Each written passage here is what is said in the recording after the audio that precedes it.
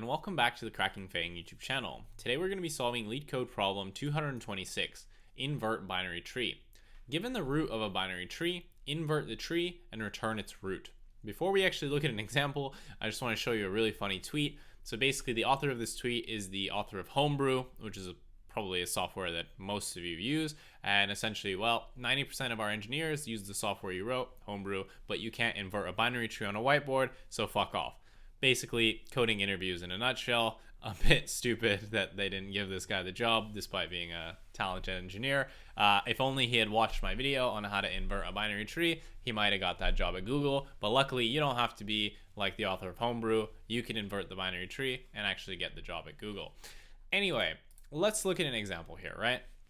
We're given this binary tree 4, 2, 7, 1, 3, 6, 9. How do we invert it? Well, we swap everything, right? It's literally like a mirror image. So the 7 swaps with the 2, as we can see they get swapped, and then the 9 gets swapped with the 1, which is we can see here. The 6 gets swapped with the 3, and that's basically it, right? So how do we do this, right? We basically just want to have a mirror image, and the way that we're going to do this is we're going to break this down to the simplest possible thing, right? Let's just think about this tree here. Right? So 2, 3, 1. How do we invert this tree? Obviously, there's nothing for the root to be inverted by because it's just the root, right? There's nothing, if you mirrored a single node, you'll still get that node. All we have to do is, invert these two. So what that's going to look like is going to be 1 and 3, right? So that's all we have to do to actually invert this tree. So we're going to invert that. And the way that, this is easy to do is when we have this structure here. This is kind of the simplest one we have because all we have to do is just swap the left and the right and we're good to go. But, in our original problem, obviously the tree is more complicated than that, but we can think about breaking this down into smaller and smaller pieces, right? So this tree, let's kind of erase this and go back to the drawing board. So 2, 3, 1, this is like our simplest case, but we could boil it down even more and invert the two children 3 and 1. Obviously these are just roots, so there's nothing for us to do, so they would just return. Then we just swap the values and then that's it. So then 2 and 1 and 3, and that would be the thing, and then we just do that again as we go from the tree. So what we want to do is like a bottom up reversal, where we're going to go as far down as we can. Once we hit the leaves and get back to the parent, we'll just swap the two values and then just keep doing that swap as we go through the tree, and we'll have swapped the entire thing. So what this is going to look like in our original example is we're going to start a recursion. Let me get my pen back here. We're going to start the recursion up here at 4, and we're going to go down all the way to the leaf nodes, right? Once we hit the leaf nodes, what's going to happen is we're going to return back to the parent. And now we need to swap the parent. At the parent, we need to swap the left and the right child. So what this tree is going to look like, it's going to be 4. So for the 2, we're going to swap those two children. So it's going to be 3 and 1 here. And then for the 7, we're going to swap the two children. We're going to say 9 and 6. So now we have swapped up to this point, right? And then for the next point, we go back up to the 4. And now all we need to do is swap the trees here, right? So we essentially just need to swap the left and the right. So I'm just going to go over here. We swap the 2, so we get 4. So now the 7 is on one side, the 2 is on the other, and then we need to just percolate the children, so 9 and 6. And I guess what would this be? 3 and 1, right?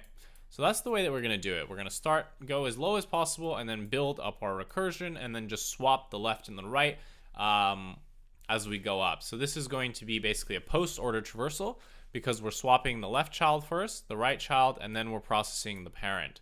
So that's all we need to do. Let's go to the code editor and type this up. This is like barely any lines of code. So I'll see you there. Let's code this up.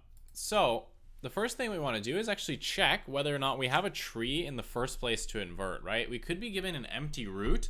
In that case, we can't invert anything. We just want to return nothing, right? We just return an empty. So we're going to say, if not root, we're simply going to return none, right? That's all we need to do.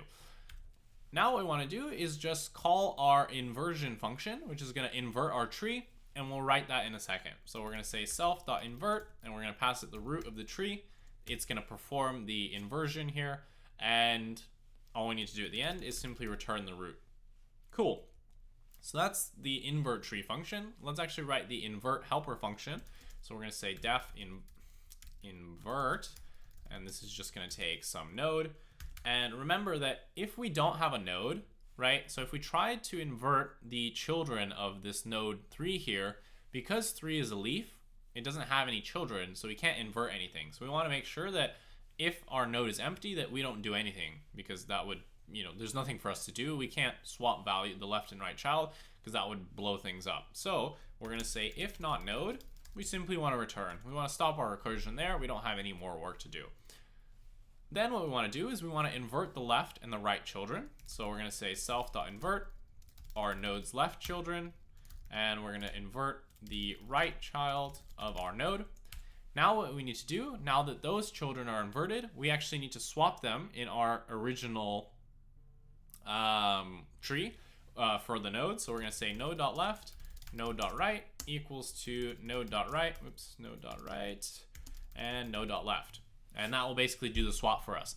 I want to say that doing it like this is something that you can only do in Python. Actually, maybe other languages have this functionality too, but basically this is going to do the update in a way that actually sets the values correctly.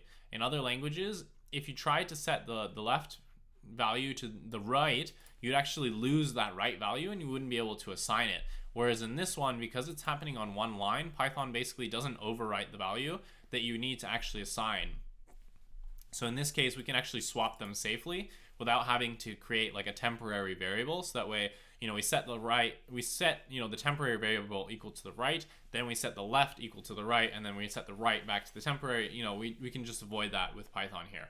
Anyway, rambling over, all we need to do now is simply just return our node, because we have now swapped the values, and we can go one level higher up in the tree, and then we just keep going until we hit the root, in which case we're done. That's where the invert function will end, and then we just return the root. So I just want to make sure I haven't made any syntax errors, and we have not. So let's submit this, and cool, we solved the problem. So what is the time and space complexity? So this is basically a post-order traversal of our tree. So it's going to be big O of n, right? We need to basically touch every single node in our tree and swap it with, I guess it's, cousin on the same level. So because we're touching every single node, this is going to be a big O of n. So for the space complexity, we're not actually defining any data structures here, but because this is recursive and all recursive solutions have implicit stack space associated with them, we do need to count that. So we are going to say that the space complexity is also going to be big O of n if counting stack frames.